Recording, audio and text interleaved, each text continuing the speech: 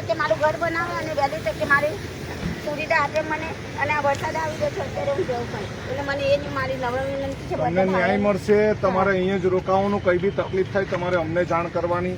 પીડી દાદાને જાણ કરો. રણજીતભાઈ છે એમને જાણ કરો. રણજીતભાઈ મારા માટે હાલ હંમેશા મારો સાથ આપ્યો છે. રણજીતભાઈ એમનો ખ્યાલ રાખજો.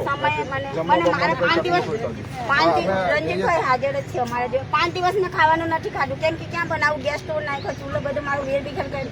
અનાજ હતું એ પણ ગાયો ખાઈ ગયો. રણજીતભાઈ આવીને મને કીટ આપી છે તો હું આજે એમના તરફથી આજે ખાવાનું ખાઈએ છીએ. કોંગ્રેસ સમિતિ તરફથી અને તમે વાત કરી.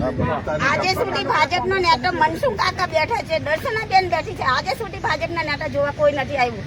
હું એક વિધવા મહિલા છું તો એમને મારી ખબર લેવી હતી ને. કેમ આદિવાસીની જમીન લીધી છે તો એમને ખવાયું નથી? ભાજપના નેતા એક કે પણ નથી આવ્યો. અને અમારા આદિવાસી ઇલાકામાં હમણાં મોદી સાહેબ આવીને ગયો. કેમ આવ્યો? આદિવાસીના ઇલાકામાં નથી કેમ આવ્યું?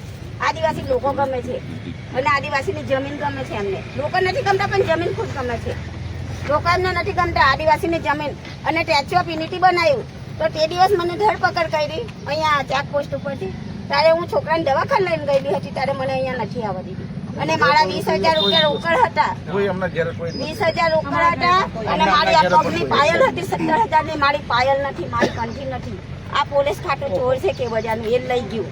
અને મારા બંને છોકરાને ડિટેલ કર્યા હતા. મને ડિટેલ કરી દીધી. ભાઈ આ જૂઠું નહીં બોલો, આજે હકીકત વાત કરું છું. મારા બંને છોકરા મારી પાસે લાવ્યા હતા. શૈલેષભાઈ મળી ગયો હાજર હતા, એમને પણ લાવ્યા હતા. તો મારા ઘણા મારા પૈસા કઈ જાય. હું પહોંચી ગયો હતો રણજીતભાઈ બધાને તો ડિટેન કર્યો. હું આપણે હેલીપેડ પર આવ્યો હતો. આ લોકો સાથે અમારી સાથે જે વ્યવહાર કરવામાં આવ્યો છે અને ખબર નહીં સાહેબ આમ તો હા કેમેરા માઉન્ટ કરેલા હોવા જોઈએ. કેમેરા પણ નતા માઉન્ટ કરેલા અને એને લીધે એ લોકો બેફામ ગાળો બોલીને આપણે એવી રીતના લેડીઝોને પણ એવી રીતના પોલીસ સ્ટેશનમાં બધાને હોલમાં આગલી રાતથી છોકરાઓ સાથે બધાને અંદર રાખે અને ત્યાંય તમે આપણે કોઈને ફોન બી ખિસ્સામાંથી કાઢે ને. એક છોકરાનો તો ત્યાં પોલીસ વાળાએ આઈફોન તોડી નાખ્યો. બધું એટલું ઇસ્યુ થયું છે. કોઈ જાતનો પ્રોટોકોલ નથી. મારે તો એ તપાસ આપણે કરવી જોઈએ કે એ લોકોને આમ તો જોગવાઈ છે જ કે બોડી માઉન્ટ કેમેરો હોવો જોઈએ અને પછી આ તમે કોઈને ડિટેન કરો. એવું કોઈ પ્રકારની એવી કામગીરી નથી એ દિવસે. આપણે બહુ ગાળો તમે લાઈવ બધા સોશિયલ મીડિયા પર વિડીયો છે. તમારી સાથે અમારી અંગાતે ઉમેશ પોલીસ વાળો વધારે કરે છે. ઉમેશને વધારે બોલાવે છે અને આદિવાસીને ઉમેશ પોલીસ વાળો હેરાન કરે છે. ગાળો બોલે ને અમારા હવે છોકરા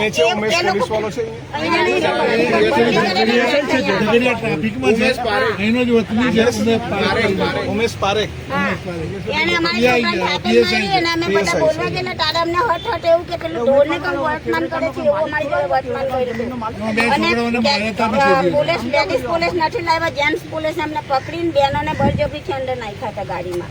અમે કીધું અમને હાથ ના લગાવશો, અમે ગુનેગાર નથી, અમારી જાતે ગાડીમાં જઈશું. તો જેન્ટ્સ પોલીસ તો કેવડિયામાં કેમ લેડીઝ પોલીસ નથી? એટલે ખોટ હોય તો બોલાવી લઈએ આપણે.